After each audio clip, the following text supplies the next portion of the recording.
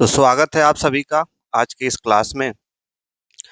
जैसा कि मैं आपको मौर्योत्तर काल पोस्ट मौर्य पीरियड स्टार्ट किया था और पोस्ट मौर्य पीरियड में मैंने आपको एक लेक्चर में आपको बताया, जिसमें मैंने आपको क्या बताया, उसकी एक आउटलाइन, एक रूपरेखा, और उसी में थोड़ा सा और रूपरेखा में ही थोड़ा सा और बचा है, उनके बारे में थोड़ा सा और बता दें आपको। तब इसके बाद एक एक करके हम उठाएंगे। ठीक। तो मौर्योत्तर काल आपको दिखना चाहिए कि मौर्योत्तर काल में कौन कौन लोग थे। ठीक। तो आइए उसी क्रम मैंने क्या क्या आपको बताया कि मौर्योत्तर काल में कौन कौन लोग थे। एक तो विदेशी आक्रमण, मौर्योत्तर काल में विदेशी आक्रमण हुआ था, तो कुछ विदेशी राजवंश थे, जैसे इंडो ग्रीक, शक, पार्थियंस, कुषाण। ठीक। और अच्छा, मौर्योत्तर काल को या किसी भी काल को कैसे हम पढ़ते हैं, एक तो उत्तर भारत करके पढ़ते हैं, एक दक्षिण भारत करके पढ़ते हैं। तो मौर्योत्तर काल में उत्तर भारत में दो राजवंश थे। एक तो विदेशी राजवंश थे, जो विदेशी आक्रमण किए थे, उन्हें विदेशी राजवंश कहेंगे। एक जो है भारतीय राजवंश थे। ठीक। तो विदेशी राजवंश में कौन कौन था? इंडो ग्रीक, शक, पार्थियंस, कुषाण। और भारतीय राजवंश में कौन कौन था? शुंग, कर्ण, सातवाहन, फिर इक्ष्वाकु, ऐसे करके थे। ठीक। और एक मैंने आपको उड़ीसा में बताया था, कलिंग का चेदी वंश। ठीक। तो मौर्योत्तर काल अब आपको दिख रहा होगा कि मौर्योत्तर काल में कौन कौन थे, विदेशी राजवंश और विदेशी राजवंश और भारतीय राजवंश और कलिंग का चेदी वंश। और एक दक्षिण भारत में था चोल, चेर, पांड्य। तो चोल, चेर, पांड्य को वो दक्षिण भारत में, तो मैंने आपको बताया था कि दक्षिण भारत का इतिहास, प्राचीन इतिहास, दक्षिण भारत का प्राचीन इतिहास अभी तक मैं आपको कुछ नहीं पढ़ाया हूँ। दक्षिण भारत के प्राचीन इतिहास को अभी तक मैं आपको कुछ भी नहीं पढ़ाया हूँ। तो जब चोल, चेर, पांड्य बताऊंगा तो वो शुरू से स्टार्ट करूंगा, और चोल, चेर, पांड्य पूरा दक्षिण भारत का इतिहास एक साथ हम पढ़ेंगे। ठीक। तो आइए हम मौर्योत्तर काल के रूपरेखा में जो थोड़ा सा बाकी है उसको पूरा कर लेते हैं। ठीक। तो मौर्योत्तर काल में उत्तर भारत, दक्षिण भारत, उत्तर भारत में विदेशी राजवंश और भारतीय राजवंश और कलिंग का चेदी वंश। तो इनके बारे में जान लेते हैं कि कौन कौन राजा थे, महत्वपूर्ण राजा कौन थे, क्या क्या था। ठीक। तो सबसे पहले देखिए, मैंने बोर्ड पे लिखा है डिटेल। ये देखिए, यहाँ से लेके ये टोटल क्या है, विदेशी राजवंश है। यानी कि जो विदेशी आक्रमण किए थे भारत पे, ये ये टोटल विदेशी राजवंश है। ये भारतीय राजवंश है। ठीक। और ये कलिंग का चेदी वंश है, जो आपको उड़ीसा में देखने को मिलता था। ठीक। तो सबसे पहले विदेशी राजवंश को पढ़ लेते, कौन कौन विदेशी राजवंश थे। तो यहाँ पे मैंने देखिए चार्ट बनाया, ऐसे आप बना लीजिएगा। विदेशी आक्रमणकारी या विदेशी राजवंश कह सकते हैं, या विदेशी आक्रमणकारी किस क्षेत्र से आए थे, वो विदेशी जो राजवंश थे वो कहाँ से आए थे, और उनके महत्वपूर्ण राजा कौन कौन थे। अच्छा, महत्वपूर्ण, सबसे महत्वपूर्ण राजा कौन कौन थे, हालांकि जब मैं आपको एक एक करके बताऊंगा, एक एक इंडो ग्रीक, शक, ऐसे एक एक करके उठाऊंगा, तो सारे राजाओं के बारे में बताऊंगा। लेकिन अभी केवल महत्वपूर्ण राजा जो बहुत ही महत्वपूर्ण है उसको मैंने लिखा है। ठीक। तो आइए, तो पहला विदेशी आक्रमण मौर्योत्तर काल में कौन था? Indo Greek. इंडो ग्रीक, या इसको देवनागरी में इंडो ग्रीक ही लिख लीजिए। ठीक। और इंडो माने हिंद, ग्रीक माने यमन, हिंद यमन। तो ऐसा लिखा आपको मिलेगा, कहीं कहीं इंडो ग्रीक इंग्लिश में लिखा मिलेगा, कहीं कहीं देवनागरी में इंडो ग्रीक लिखा मिलेगा, कहीं कहीं हिंद यमन लिखा। तो इन तीनों का मतलब क्या है? इंडो ग्रीक या हिंद यमन। ठीक। अच्छा, ये आए कहाँ से थे? बैक्ट्रिया, बैक्टीरिया मत समझ लीजिएगा। ये क्या है? बैक्टीरिया है, बैक्टीरिया नहीं है। बैक्टीरिया कहाँ है? अफगानिस्तान में। तो ये लोग कहाँ से आए थे? बैक्टीरिया से आए थे। ठीक। अच्छा, इनके महत्वपूर्ण राजा कौन था? मिनेंडर।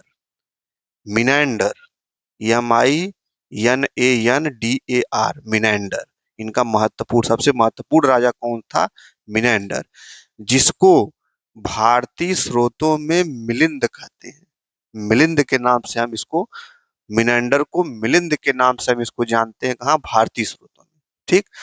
तो इंडो ग्रीक में, इंडो ग्रीक कहाँ से आए? बैक्ट्रिया से। बैक्ट्रिया अफगानिस्तान में है। इसका सबसे महत्वपूर्ण शासक मिनेंडर है। और भी शासक इसमें है, लेकिन अभी मैं केवल महत्वपूर्ण राजा आपके बारे में बता रहा हूँ। ठीक, जब एक एक करके बताऊंगा तब सारे राजाओं के बारे में बताऊंगा। ठीक, दूसरा क्या है, शक, यस एच ए के ए। ये कहाँ से आए थे, सेंट्रल एशिया या मध्य एशिया। इसका सबसे प्रसिद्ध राजा कौन था, रुद्रदामन। और मैंने आपको पीछे के लेक्चर में बता चुका हूं कि रुद्रदामन का एक जूनागढ़ अभिलेख था। जूनागढ़ अभिलेख के बारे में सारी चर्चाएं मैं कर चुका हूं, जाके आप उस वीडियो को देखिएगा। तो ये रुद्रदामन क्या है, मौर्योत्तर काल का। मैंने आपको बताया था कि रुद्रदामन कब आएगा, मौर्योत्तर काल में आएगा। एक विदेशी राजा है ये, और ये सारी चीजें मैं आपको बता चुका हूँ। तो शक था, रुद्रदामन क्या था, एक शक शासक था। ये मध्य एशिया से आया था, या शक, जितने भी शक आए सब मध्य एशिया से आए।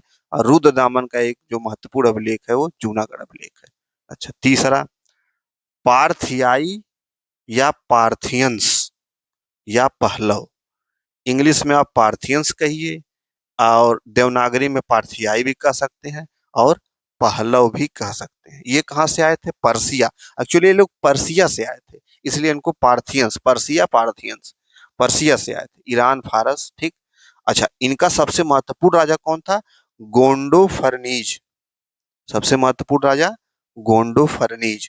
और इसका सबसे महत्वपूर्ण अभिलेख क्या है, तख्त ए बही। ये सारी चीजें मैं आपको डिटेल बताऊंगा आगे, पहले जान लीजिए कि कौन कौन राजा थे, कहाँ से आए थे। गोंडो फर्नीज सबसे महत्वपूर्ण राजा, इसका अभिलेख एक तख्त है बही। अच्छा, आगे, कुषाण। कुषाण ये कहाँ से आए थे, पश्चिमी चीन के यूची कबीले से आए थे। पश्चिमी चीन के यूची कबीले से आए थे। और इनका सबसे महत्वपूर्ण शासक क्या है, कनिष्क। और ये बहुत इंपॉर्टेंट है। अगर मौर्योत्तर काल से कुल टोटल 100 क्वेश्चन पूछे जा रहे हैं, तो उसमें 50% क्वेश्चन कनिष्क से आते हैं। इसलिए इसको आप क्या लिख लीजिए, वेरी इंपॉर्टेंट, कनिष्क। और कनिष्क के बारे में मैं आपको ऐसा बताऊंगा ना कि आपको कभी याद करने की जरूरत नहीं पड़ेगी, सारी चीजें आपके एकदम टिप पे होगी।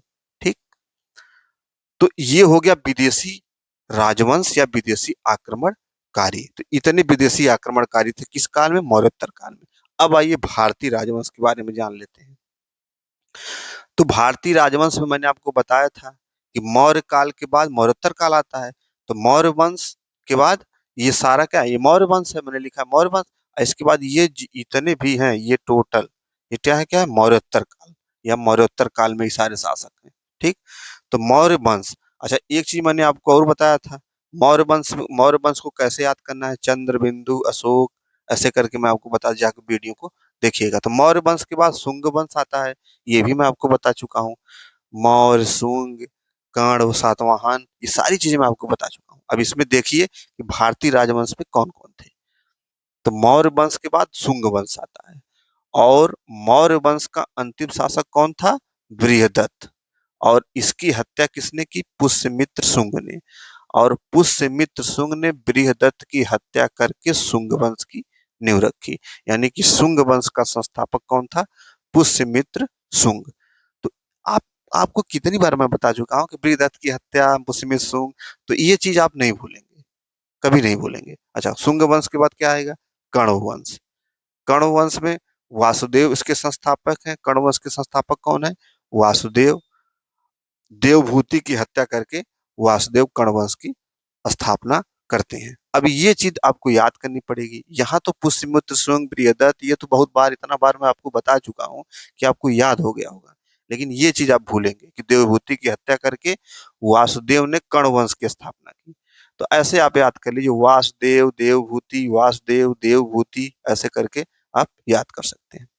अच्छा, कण्व वंश के बाद कौन सा आता है, सातवाहन या आंध्र सातवाहन वंश। ठीक, एक थोड़ा सा मैं ऐसा बना देता हूँ, इसको थोड़ा समझिए ऐसे। ठीक, तो जो सातवाहन वंश थे वो ऐसे, यहाँ पे ये महाराष्ट्र वाली एरिया जो है, ये जो आंध्र प्रदेश वाली एरिया है, ये महाराष्ट्र वाली, ये आंध्र प्रदेश, ये दोनों मिला के कौन था, आंध्र सातवाहन वंश थे। ठीक, महाराष्ट्र और आंध्र प्रदेश वाली दोनों एरिया को मिलाकर आंध्र सातवाहन वंश थे। तो ये सिमुक, इसके संस्थापक कौन है, सिमुक, सुशर्मन की हत्या करके सिमुक ने आंध्र सातवाहन वंश की स्थापना की। ठीक। अच्छा, आंध्र सातवाहन वंश का राजधानी कहाँ है? प्रतिष्ठान या पैठन, ये महाराष्ट्र में पड़ता है। ठीक। तो आंध्र सातवाहन वंश की स्थापना सिमुक ने की सुशर्मन की हत्या करके। तो इसको ऐसे याद करिए, सिमुक सुशर्मन ऐसे करके। ठीक। आंध्र सातवाहन वंश की राजधानी कहाँ है? प्रतिष्ठान या पैठन। प्रतिष्ठान या पैठन कहाँ है? महाराष्ट्र में। ठीक। तो आंध्र सातवाहन कहाँ कहाँ फैला था? यहाँ पे मैंने आपको बताया कि आंध्र सातवाहन वंश जो महाराष्ट्र वाली एरिया है और जो आंध्र प्रदेश वाली एरिया है, इन दोनों एरियाओं को मिलाकर जो आंध्र सातवाहन वंश था। ठीक। तो जब आंध्र सातवाहन वंश का पतन हुआ तो दो भागों में बट गया, महाराष्ट्र के अलग और आंध्र प्रदेश के अलग। तो दोनों अलग अलग राजा हो जाते हैं जब पतन होता है। तो यहाँ पे आंध्र सातवाहन वंश का जब पतन हुआ तो महाराष्ट्र में अलग वंश आता है और आंध्र प्रदेश में अलग वंश आता है। तो महाराष्ट्र में कौन आता है? आभीर वंश। और आंध्र प्रदेश में क्या आता है? इक्ष्वाकु वंश। ठीक। आभीर वंश के संस्थापक कौन थे? ईश्वर सेन। और इक्ष्वाकु वंश के संस्थापक थे श्रीशांत मूल। तो आभीर वंश के संस्थापक ईश्वर सेन थे। ठीक। और जब ईश्वर सेन का राज्याभिषेक हुआ तो इस संवत में हुआ, 248 एडी के बीच इस संवत में हुआ। और मैंने ईश्वर सेन का जो कार्यकाल था 248 से 49 एडी था। ठीक। ईश्वर सेन का राज्याभिषेक जिस वर्ष हुआ उसी को क्या कहते हैं? कलचुरी चेदी संवत। तो ईश्वर सेन का जो राज्याभिषेक जिस डेट में हुआ उसी डेट को क्या कहते हैं? कलचुरी चेदी संवत। ये संवत क्या है, सब क्या है, ये सारी चीजें जब मैं आपको कनिष्क बताऊंगा तो आपको एकदम शीशे की तरह क्लियर हो जाएगी। तब मैं बता दूंगा संवत ये सब क्या है, विक्रम संवत, शक संवत। ठीक। तो ये हो गया अभिर्वंश, ईश्वर सेन। ठीक। अच्छा, आंध्र प्रदेश में देखिए इक्ष्वाकु वंश की स्थापना शीर्षांत मूल ने की। ठीक। अच्छा, इसकी राजधानी कहाँ थी? नागार्जुना कोंड। ये आंध्र प्रदेश में ही एक स्थान है नागार्जुना कोंडा, राजधानी इसकी नागार्जुना कोंड थी। ठीक। अच्छा, ये जो इक्ष्वाकु वंशी लोग थे ये बौद्ध धर्म को मानते थे। इनका धर्म क्या था? बौद्ध धर्म। और एक इंफॉर्मेशन और इसी में है कि नागार्जुना कोंड व अमरावती स्तूपों का निर्माण इसी इक्ष्वाकी वंशी राजा वीर पुरुष दत्त ने करवाई। ठीक। तो ये नागार्जुना कोंडा, अमरावती स्तूप, अब इनके बारे में क्या है कि स्तूप कैसे बने थे, क्या है, ये आर्ट एंड कल्चर का विषय है। जब मैं आपको आर्ट एंड कल्चर बताऊंगा तो ये इसको क्लियर करूंगा कि नागार्जुना कोंड क्या था, नागार्जुना कोंड स्तूप क्या था, अमरावती स्तूप क्या था, कैसे बना था, क्या था, उसमें मैं आपको बताऊंगा। ठीक। तो इसका निर्माण वीर पुरुष दत्त ने किया था। तो ये तो हो गया भारतीय राजवंश, ये हो गया विदेशी राजवंश या विदेशी आक्रमणकारी। अब मैंने आपको बताया था कि यहीं पे एक उड़ीसा में, यही उड़ीसा था। इसी उड़ीसा में क्या था? कौन सा वंश था? कलिंग का चेदी वंश। ठीक। तो उसको आइए देख लेते हैं, कलिंग का चेदी वंश। इसके संस्थापक कौन है? इसके संस्थापक महामेध वाहन। क्षेत्र क्या है? उड़ीसा या कलिंग। ठीक। इसके सर्वाधिक प्रसिद्ध शासक यानी कलिंग का चेदी वंश के सर्वाधिक प्रसिद्ध शासक कौन था? खारवेल था, जो कि एक जैनी था। अच्छा, इन सब की जानकारी कहाँ से मिलती है? स्रोत क्या है? हाथी गुम्फा अभिलेख। इस हाथी गुम्फा अभिलेख से ही जानकारी मिलती है कि सर्वाधिक प्रसिद्ध शासक खारवेल था, जो कि जैनी था। अच्छा, इस हाथी गुम्फा अभिलेख में क्या क्या लिखा गया? इस हाथी गुम्फा अभिलेख से और क्या जानकारी मिलती है? इस कुछ चीज को भी जान लीजिए आप। हाथी गुम्फा अभिलेख में लिखा है कि एक थे महापद्मानंद। मैं आपको बताया था बाऊ, एसके, एमडी, चंद्रबिंदु, अशोक, ऐसे याद करने के लिए मैंने आपको बताया था ना कि मगध साम्राज्य, बिंबिसार, अजातशत्रु, उदयन, शिशुनाग, काला अशोक, महापद्मनंद, धनानंद, फिर चंद्रगुप्त मौर्य, फिर बिंदुसार, फिर अशोक। ये सारी चीजें सब आपके दिमाग में रहनी चाहिए, टिप पे रहनी चाहिए आपको। ठीक। ये सारी चीजें मैं आपको बता चुका हूँ। तो जो महापद्मानंद था उसने क्या किया था? एक पर कलिंग पर आक्रमण किया था और कलिंग पर आक्रमण करके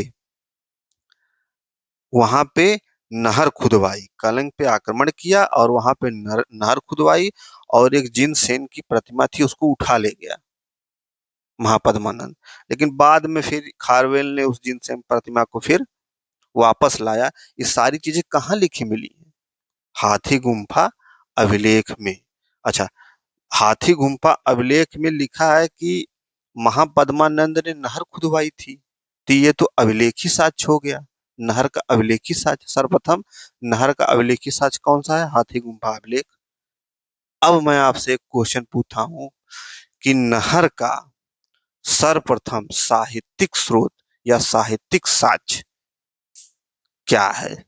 जो कि मैं आपको बता चुका हूं, अभी मैं आपको नहीं बताऊंगा, आप जाके उस लेक्चर को देखिएगा। अच्छा, बता ही देता हूँ। अथर्ववेद में आप जाइएगा तो वहां पे नहरों की सर्वप्रथम चर्चा आपको अथर्ववेद में मिलती है, तो वो साहित्यिक स्रोत है। प्रथम साहित्यिक स्रोत कौन सा है नहरों की, जहां जहां पे नहरों की चर्चा मिलती है? अथर्ववेद। और प्रथम अभिलेखी साक्ष्य कौन सा है? हाथी गुम्फा अभिलेख, जहां पे नहरों की चर्चा मिलती है। तो महामेधवाहन ने कलिंग पे अटैक करके वहां पे नहर खुदवाई और जिनसेन की प्रतिमा को उठा ले गया। ठीक। फिर बाद में खारवेल ने जिनसेन की प्रतिमा को खारवेल लाए। ठीक। और खारवेल ने क्या किया कि गुफाओं को कटवा कर जैन भिक्षुओं को इन्होंने गुफाएं दान में दी, क्योंकि ये खारवेल जैन ही थे तो इनको जैन धर्म से ज्यादा प्रेम था। इन्होंने क्या किया कि जो पहाड़ों को कटवा कर गुफाएं बनवाई और उन गुफाओं को क्या किया, जैन भिक्षुओं को दान में दिया। ठीक। अच्छा, इस अभिलेख में एक चीज और जानकारी मिलती है कि खारवेल ने अ, चोल चेर पांड्य को पराजित भी किया था और गधे द्वारा गधे के हल भी चलवाए थे, ऐसा इसमें हाथी गुम्फा अभिलेख में जिक्र मिलता है। तो हाथी गुम्फा अभिलेख बहुत ही इंपॉर्टेंट है। इसमें बहुत चीजों का जिक्र, जैसे नहर की चर्चा, जिनसेन की प्रतिमा खारवेल ने लाया, महापद्मन उठा ले गया, फिर खारवेल लाए, फिर जैन भिक्षुओं को गुफाएं दान में दी, चोर चेल पांडु को पराजित किया गया, ये सारी चीजें किसमें मिल रही? हाथी गुम्फा अभिलेख में। ठीक। तो खारवेल खारवेल की जानकारी ये भी हाथी गुम्फा अभिलेख से, तो ये सारी जानकारी किससे मिल रही? हाथी गुम्फा अभिलेख से। इसलिए हाथी गुम्फा अभिलेख बहुत ही इंपॉर्टेंट है। ठीक। तो अभी तक मैंने आपको क्या बताया? मौर्योत्तर काल, मौर्योत्तर काल में कौन कौन लोग थे? ठीक। अब आपको दिख रहा होगा कि मौर्योत्तर काल में कौन कौन थे।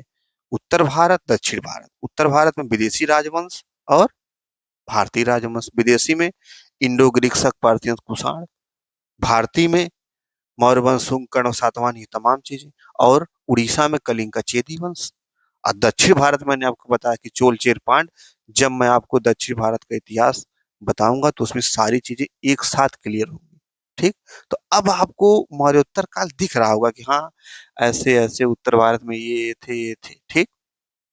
रूपरेखा आप समझ गए होंगे कि मौर्योत्तर काल में लोग कौन कौन थे। ये सारी चीजें आपको समझ में आ गई होगी। अब हम क्या करेंगे कि अब हम विदेशी आक्रमणकारी के बारे में पढ़ेंगे। तो सबसे पहले हम किसके बारे में पढ़ेंगे? इंडो ग्रीक के बारे में पढ़ेंगे। लेकिन हम आज नहीं पढ़ेंगे, अगले लेक्चर में पढ़ेंगे। तो इंडो ग्रीक के बारे में या विदेशी आक्रमणकारी के बारे में हम अगले लेक्चर में पढ़ेंगे। तो आपसे मैं मिलता हूं अगले लेक्चर में। Thank you.